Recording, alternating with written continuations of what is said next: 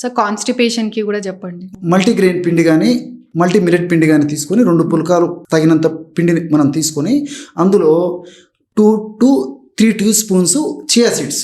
Okay. So chia seeds మనకు మార్కెట్లో దొరుకుతాయి మేడం. సో చియా సీడ్స్ని ఏం చేయాలంటే ఒక 15 నిమిషాల సేపు తగిన నీళ్లు పోసేసి నానబెట్టేసేసి ఆ విధంగా నానటువంటి చియా సీడ్స్ని ఫిల్టర్ చేసేసి కాస్త నీళ్లు కొద్దిగా ఉంటే నీళ్లు అలాగే వాడుకోవచ్చు మనం. ఆ చియా సీడ్స్ కొద్దిగా ఉన్నటువంటి నీళ్లతో సహా కూడా మనం ఈ పుల్కా పిండిలో కలిపేసేసి 1 teaspoon సబ్జా గింజలు కూడా 1 teaspoon కాస్త నానబెట్టేసేసి అందులో కలిపేసేసి పుల్కాలు తయారు చేసుకుని వాడుకోవడం వల్ల చాలా మందిలో 100లో దాదాపు 70-80% మందిలో ఎటువంటి ఇతర మెడిసిన్స్ లేకుండా కేవలం ఈ యొక్క పుల్కాల ద్వారా మోషన్ ఫ్రీగా అయ్యేటువంటి పరిస్థితి ఏర్పడుతుంది మేడం. కాన్స్టిపేషన్ సమస్య తగ్గిపోతుంది. ఎందుకంటే విపరీతంగా ఫైబర్ ఉంది.